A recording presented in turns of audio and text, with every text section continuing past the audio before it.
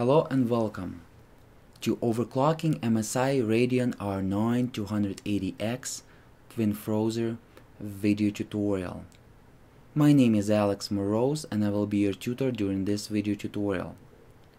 During this video tutorial you'll find out how to overclock Radeon R9 280X video card, and it could be by any brand. It could be MSI, XFX, Sapphire, Gigabyte, or Asus.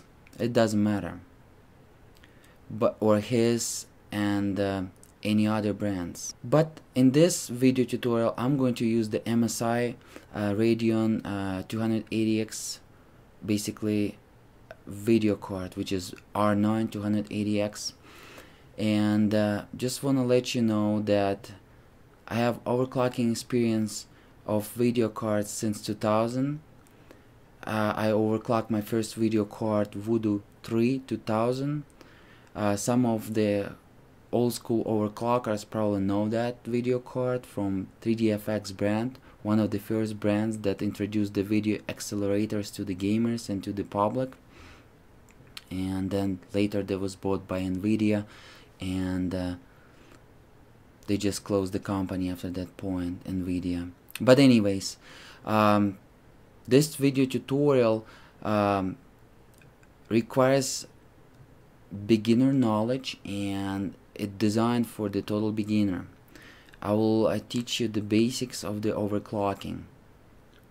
Please keep in mind that overclocking video card is on your own risk, and you will be doing it on your own risk, and there is no compensation, physical or virtual, if you will do any damage to video card, to yourself, or to anybody property.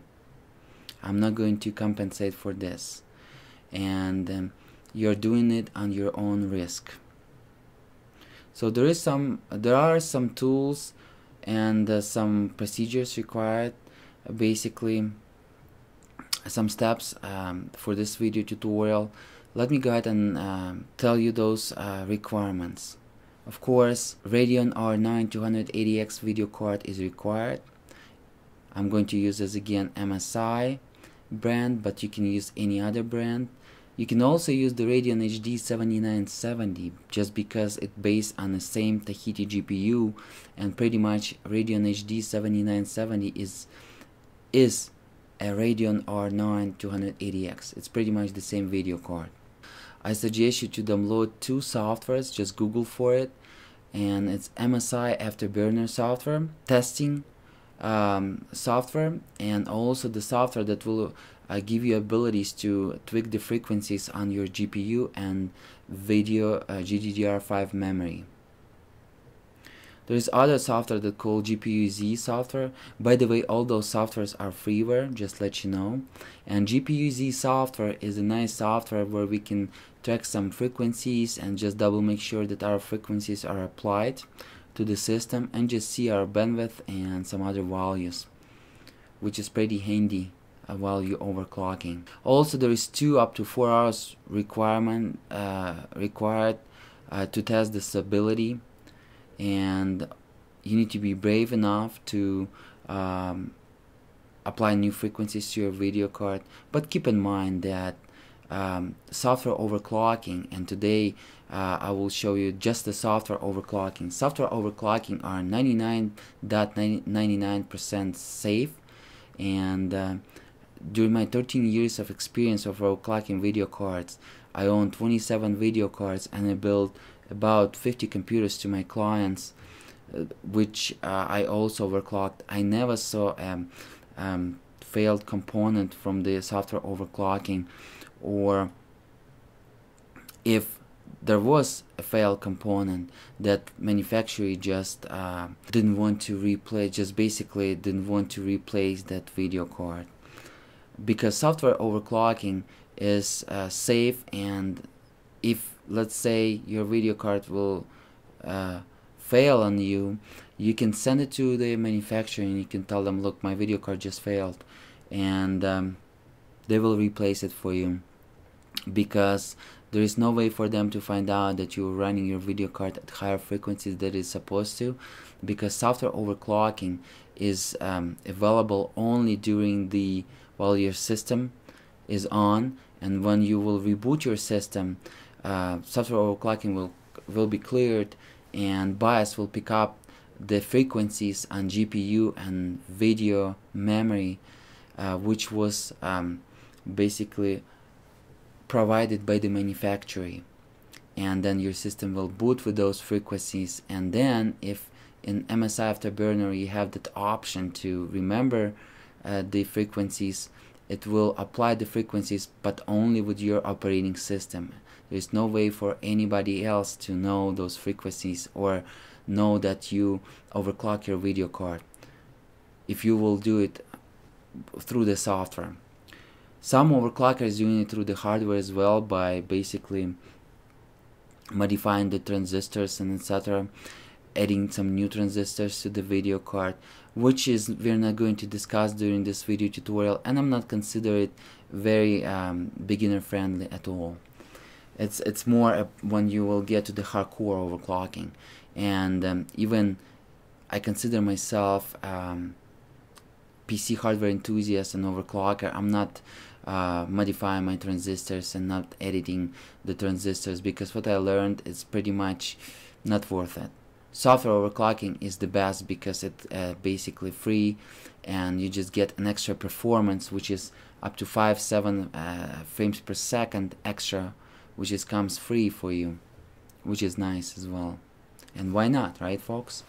And please thumbs up for this video tutorial, so I will have the motivation to create some more video tutorials. Please check my video channel of Morose Academy as well, and my alternative YouTube channels, where I will provide a lot of information about overclocking, GPU, CPU, video cards, processors, and etc. I already have lots of hardware videos on this topic. Okay folks, let's go ahead and get straight to the business, and let's go ahead and learn how to overclock and learn some basics about the overclocking. Alright folks, and just before we will go ahead and jump into the software, let me just go ahead and give you some basic information about the video card and about the components that on the board of the video card. It is critical information because we're going to apply some values to those components, and I want to go ahead and make sure that you fully understand what are those components, and pretty much will have a visual picture of that. As you can see on the image, I took MSI Twin Frozr R9 280X video card front view photo, and that's the video card that we're going to work with. It's a MSI brand, as you can see, and it's overclock edition. And what is the video card? Video card is a cartridge, and as you can see that you're inserting into the slot PCI Express a slot 16x or 8x if you have more than 2 video cards, and it depends to your motherboard, but mostly it's a PCI Express 16x slot on your motherboard, and pretty much it's look like a cartridge that you're inserting into the motherboard. For those old schoolers that remembers Sega and Nintendo, they know what a cartridge is. It's basically like a cartridge you're inserting into the slot, and this is what is video card such as a Radeon R9 280X. Usually like in 2000, 2002, 2004, video cards was just like a card, but then a video card became powerful, and they received the heatsinks and massive fans, massive heatsinks, and it became kind of like a squarish addition on the video card, and then it turned into a cartridge like this, as you can see over here, that has the heatsink, fans on top of it, and those heatsink basically taking the heat from the GPU and the video RAM, which is in our case GDDR5. So I just decided to go ahead and open the video card. By the way, those photos from the from my other video, which about the R9 280X, but where I will teach you how to lower your temperature by good 5-7 Celsius down, which is excellent results just by replacing the thermal compound. I will put the full video review and tutorial to that video in the video description on this video, so you can go ahead and click on that. Or if you're watching this on a desktop or a computer, I will put it in the end of this video. It will be like a clickable icon. Just click with your left mouse button and it will transfer you straight to that video. And I suggest you to go ahead and watch that video about decreasing the temperature from your GPU and the memory to up to 5-7 Celsius, which is nice video tutorial. But anyways, over here, as you can see, I have the heatsink, which is has those two fans on the bottom of that heatsink, and this part of the heatsink goes straight to the GPU and connected to the GPU through the compound, that silver, as you can see, kind of sticky thing. It's called the thermal compound, and thermal compound basically connecting the heatsink with the GPU and transferring the heat, and that heatsink basically using the fans, and those fans moving away the hot air and then pushing it away. And the GPU is right here, and it's going to be a little chip, not little chip, the biggest chip on the video card, which is Radeon R9 280X, and also covered with thermal compound. And because it needs to be covered with thermal compound, connection between the GPU and the heatsink to transfer the heat.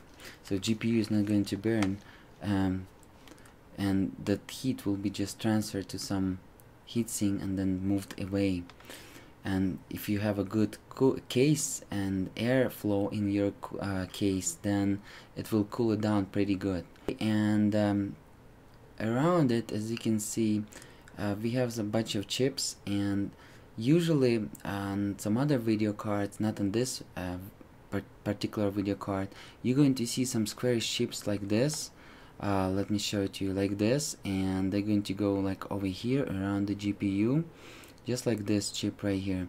It will be VRAM, video memory, which is in our case GDDR5 for the R9 280X video card, and this is our GPU. So we're going to apply some values on the GPU. So what we're going to do, we're going to increase the frequency pulsing on the GPU, which will result in better basically transferring.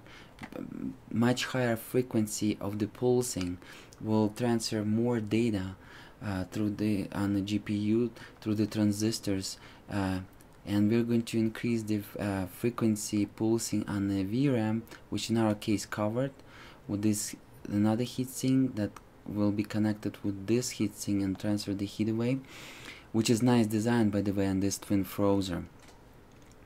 And we're going to also increase on the memory VRAM GDDR5 frequency to boost some bandwidth, so it's going to be store some information at faster rates, and then it will connect with the GPU, and GPU will process that information with the higher frequency on the GPU, so it will, the pulsing of the data will go through the GPU transistors faster. So this is two keys when you're overclocking your video card. You want to increase the frequency on the GPU, and you want to increase frequency on the memory, and it will result in a better performance. And by increasing the frequency on the GPU and memory, basically you need to increase the voltage as well to be able to push that higher pulsing on through those transistors. So you got basic idea if you're a total beginner, what is the GPU, what is the VRAM. In this case, this is not the great case to show you, but it's covered with the heatsink and on the board. So, and this is the board, and this is the heatsink right here, and on all of the R9 280X video cards it will be heatsink with a fan on it. And I suggest you, in most of the good brands, it will be dual fans on the heatsink, or on some like a Gigabyte it will be triple fans. And I suggest you to get at least dual fan system heatsink on your Radeon R9 200X, which is most of them. But some of the reference cards that was developed directly by AMD will have only one fan, and I'm not suggesting you to use one fan. This is just a little tip for you when you're going to shop for the video card. One fan basically requires that fan rotating at the higher speeds, which will generate basically louder noise from those higher rotations of those fans on a fan. So when you have dual fan system on the heatsink, it will basically can decrease the rotation of those fans and decrease the noise generated by those fans. Always when you shop in the video card, my suggestion for you to go ahead and go with at least dual system fans. And as you can see, design of this video card pretty good. It covered all the components that going to heat up like a VRAM into the heatsink, and then it will be directly connected with the heatsink and transferring the heat to the heatsink and then to the fans and blowing away into the case, and then from case out in your room.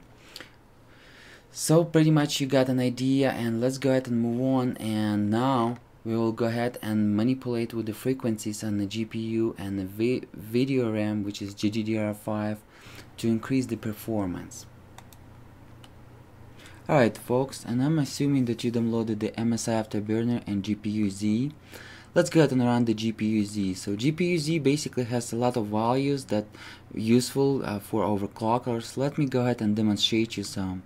You can see GPU tech process, GPU die size, GPU transistor count, and you can see the BIOS version, and you can save the BIOS version. And as again, this is the MSI R9 280X. Number of ROPs, bus interface, shaders unified. This is important because on all of those will be 2048. Pixel fill rate. This is important value because the pixel fill rate and texture fill rate will change during our overclocking, and we will increase those values. This is how we will receive, and bandwidth as well, memory bandwidth. This is how we will receive the performance out of our overclocking. As you can see, GPU clock and default clock are the same, and I'm running 2 video cards today, but it's just the same. But basically default clock will keep the default clock by the factory, and GPU clock will be changed during our overclocking. Okay, I just run the MSI Afterburner, and in MSI Afterburner, the first thing what the first thing what you want to do actually to apply your fan to 60%. This is the first thing what you want to do, and it's an auto, and you want to click on auto, switch to manual mode, and apply about 70-60%. This is my suggestion. 70 will be safe, but 60 will be a little bit quiet, but 70 just to be safe. And also check your temperature. Before you're going to overclock, go ahead and run MSI Afterburner and play your games about an hour, one of your favorite games about an hour or two, and check the temperature. Make sure you enable the sensor monitoring through the MSI Afterburner and show it on your display. And how to do so I will show you in the end of the video. So you can see pretty much you can adjust the fan rotation speed and then apply those values. Always click the apply button to apply those values.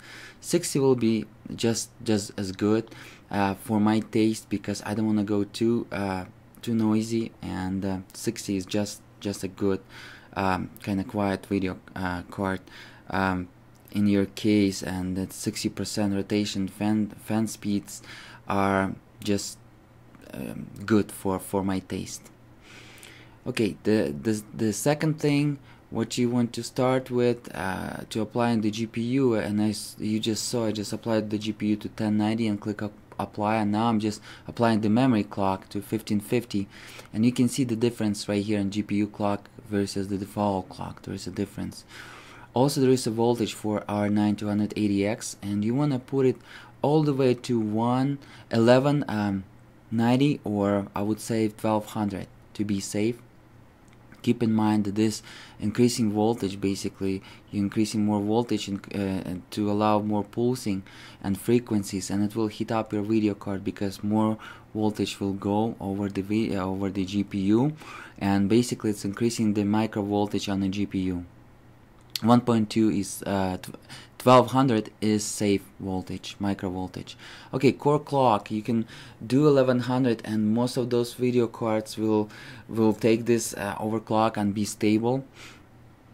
But as again, not all video cards are the same. But 1100, this is kind of default. You can try, and it probably will work out with 1190 microvolts. And when you overclocking, just go ahead and bring your memory clock to 1500 for now, just to default factory settings, and start with the GPU overclocking. This is important when you're going to troubleshoot, because if your video card will freeze up and you overclock your GPU and memory, there is no way for you to find out which component is exactly needs to be decreased with the frequency. And when you just overclocking the GPU, your test, in our case is Kombustor. If it will freeze up, I know exactly this is the GPU, and I can lower my frequencies or I can apply more voltage.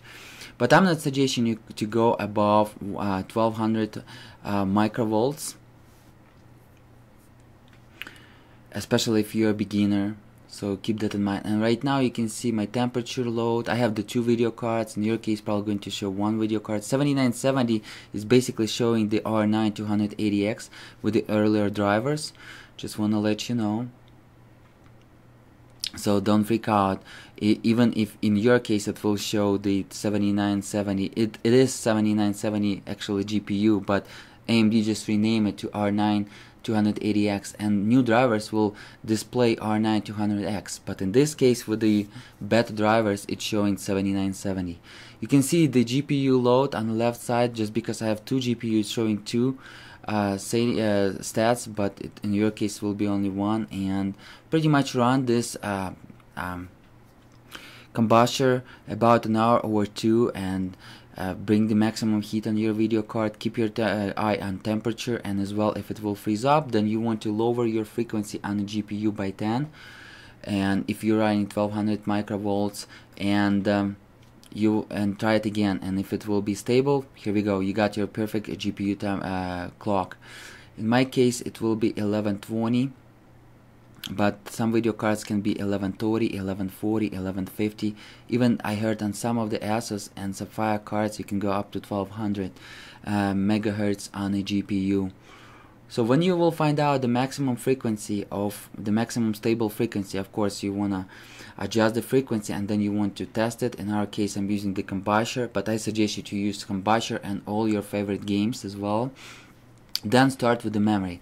Apply, I would say go with 1550, will be stable at this moment, and play some games, see if it's stable. There is no artifacts like some lines or dots on your screen. If not, then just go ahead and apply the memory frequency by 20 megahertz, and within steps by 20 megahertz, and test it again, and again with steps by 20 megahertz, test it again, and again with steps by 20 megahertz, test it again, until you will find out your maximum. If it will show up some dots and lines, just go back to 20 megahertz. If it's not going to fix it, go back again in step by 20 megahertz and find the stable frequency for your memory. After that point, you will find out your GPU and the memory stable frequencies. As you can see, I'm testing with Kombustor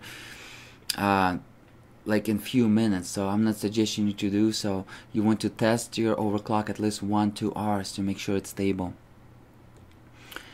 and make sure it's going to be bring the maximum heat, and you want to keep your eye on temperature as well.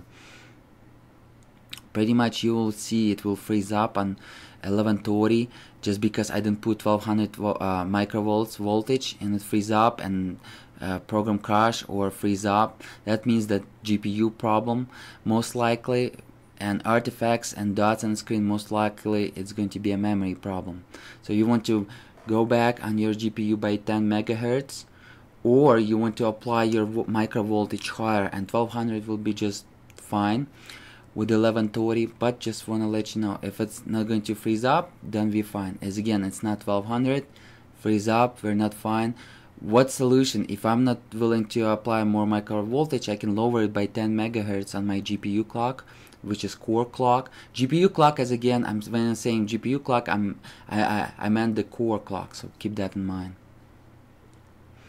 And you can use these techniques not only with the MSI Afterburner. You can open your ATI drivers with the right click on your desktop and find the performance tab. Go under the performance and you will see the GPU core clock, memory frequency clock, micro voltage. Not in AMD, not on all cards will show the micro voltage adjustments, but you will also see the fan speed. You can use the same methods and techniques to apply those settings and overclock your video card, not only from the MSI Afterburner but through the other softwares as well. So what you want to keep your eye on: core clock, frequency clock, and also you can see I have 2 video cards in here. And also, if you're using the MSI Afterburner tool, you can enable in on-screen display by, like I'm doing right now. So you will see those values when you're playing the games or anything which DirectX or OpenGL surfaces is open, like software, games, test benchmarks. You can see my bandwidth is increased versus the default values, of course. And here we go. Texture fill rate increased and pixel fill rate increased. This is what give us that performance, because we increase the voltage and we increase the impulsing. So now the signal traveling by those tunnels at faster rates, and this is what increase our texture fill rate, pixel fill rate, and the bandwidth as well. So, and you can always bring it back by clicking reset button, and reset button over here or reset button in your drivers.